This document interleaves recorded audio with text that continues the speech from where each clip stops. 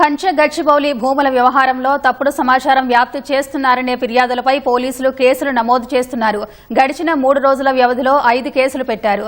BRS IT cell in-charge Manne Krishank పై 4, Konatham Dilip Telugu scribe channel మీద ఒక్కో కేసు పెట్టారు. పలువురు ఎక్స్ ఖాతాదారులపైన పోలీసులు ఎఫ్ఐఆర్లు నమోదు చేశారు.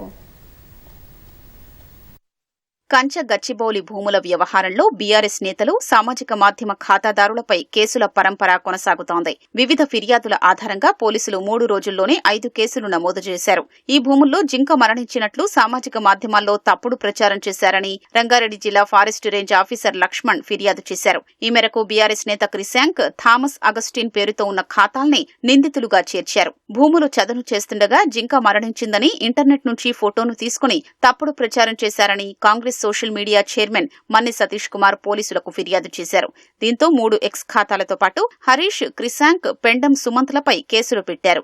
కంచె గచ్చిబౌలిలో అనధికారికంగా మార్చి 31న డ్రోన్ ఎగరేసి వీడియోలు చిత్రీకరించిందని TGIIC general manager B Madhu ఫిర్యాదు మేరకు తెలుగు స్క్రైబ్ ఛానల్ పై కేసు నమోదు చేశారు. భూమిలో ఐటీ, ఇతర ప్రాజెక్టుల కోసం భూమిని చదును చేస్తుండగా జేసీబీలతో పచ్చదనాన్ని ధ్వంసం చేస్తోందని, హెచ్సీయూ విద్యార్థుల్ని రెచ్చగొట్టేలా పోస్టులు పెట్టారని ఇందులో పేర్కొన్నారు. కంచె గచ్చిబౌలి భూములపై బీఆర్ఎస్ ఐటీ సెల్ విద్యార్థుల్ని రెచ్చగొట్టేలా మార్ఫింగ్ ఫోటోలు, వీడియోల్ని వ్యాప్తి చేస్తోందని కాంగ్రెస్ విద్యార్థి సంఘం నేత అరుణధ్వాజిరెడ్డి ఫిర్యాదు చేశారు. దీంతో BRS IT cell in-charge Krishank, Konatham Dilip తదితరుల్ని నిందితులుగా చేర్చారు.